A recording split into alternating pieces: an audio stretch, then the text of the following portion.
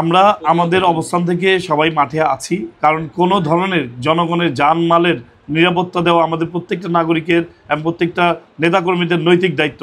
আমরা জনগণের জানমালের নিরাপত্তা দেওয়ার জন্য যদি কেউ এই ধরনের কর্মকাণ্ডে জড়িত থাকে আমরা তাদেরকে ধরে আইনের কাছে সোপর্দ করব। আগামী জাতীয় নির্বাচনে আপনাদের প্রস্তুতি কি?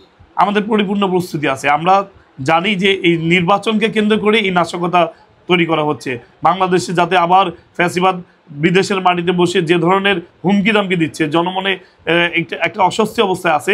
আমরা জনমনে শান্তি ফিরে আনতে চাই এবং আপনারা জানেন যে এই নির্বাচনকে কেন্দ্র করেই মূলত এই ধরনের নাশকতা।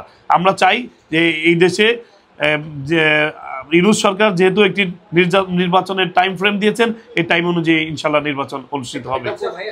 আসলে দেখুন যে নির্বাচনে আমাদের মধ্যে মতভেদ থাকতে পারে, আলোচনার টেবিলে বসলে এই সমস্যাগুলি সমাধান হয়ে যাবে এবং আলোচনার টেবিলে বসলে এই সমস্যাগুলি সমাধান হলে অবশ্যই যথাসময়ে নির্বাচন অনুষ্ঠিত হবে বলে আমি বিশ্বাস করি। কারণ এখন যে রাজনৈতিক দলগুলো দাবি দাওয়া করছেন প্রত্যেকটাই কিন্তু ফ্যাসিবাদ বিরোধী আন্দোলনে সম্পৃক্ত ছিল। যেহেতু সকলেই যার যার অবস্থান থেকে ফ্যাসিবাদ বিরোধী আন্দোলনে রাজপথে ঐক্যবদ্ধ হয়ে কাজ করেছে, এখন এই বিষয়গুলো আমার মনে হয় একসাথে এক টেবিলে বসতে পারলে এই সমস্যার সমাধানগুলি হয়ে যাবে এবং যথাসময়ে নির্বাচন অনুষ্ঠিত। মোহাম্মদ ইসহাক সরকার, বাংলাদেশ জাতীয়তাবাদী যুব দল, কেন্দ্রীয় নির্বাহী কমিটি, সাবেক সাংগঠনিক সম্পাদক। 7 আসন বংশাল, কোতোয়ালি, লালবাগ, চকবাজার এই এলাকাগুলো থেকে ধানের শীষের মনোনয়ন প্রত্যাশী একজন কর্মী। আমার বিরুদ্ধে ফ্যাসিবাদের দায়ের করা 366টি মিথ্যা মামলা ছিল।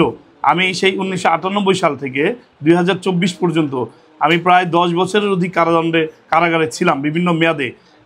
আমার বিরুদ্ধে 366 মামলার মধ্যে 5টি মামলায় আমাকে কারাদণ্ডে দণ্ডিত করেছিল ফ্যাসিবাদ সরকার। রাতের অন্ধকারে আদালত বসিয়ে আত্মপক্ষ সমর্থনের কোনো ধরনের সুযোগ না দিয়ে আমাদের বিরুদ্ধে এই রায়গুলি প্রদান করে।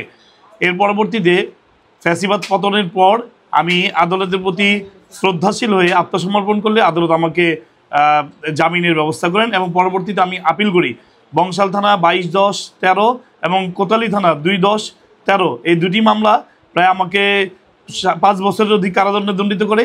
এই দুটি মামলায় আমি আপিল করলে আদালত সন্তুষ্ট হয়ে আদালত আমার প্রতি খালাস প্রদান করে। আমি সহ এই মামলার প্রত্যেকটা আসামিকে খালাস প্রদান করেন। আমি আদালতের প্রতি সন্তুষ্ট, আমি ন্যায় বিচার পেয়েছি এবং আমি মনে করি আমাদের এই চলমান গণতান্ত্রিক আন্দোলন করতে গিয়ে, ফ্যাসিবাদ বিরোধী আন্দোলন করতে গিয়ে এভাবে আমাদের অসংখ্য নেতাকর্মীদেরকে বছরের পর বছর কারাগারে রেখেছে।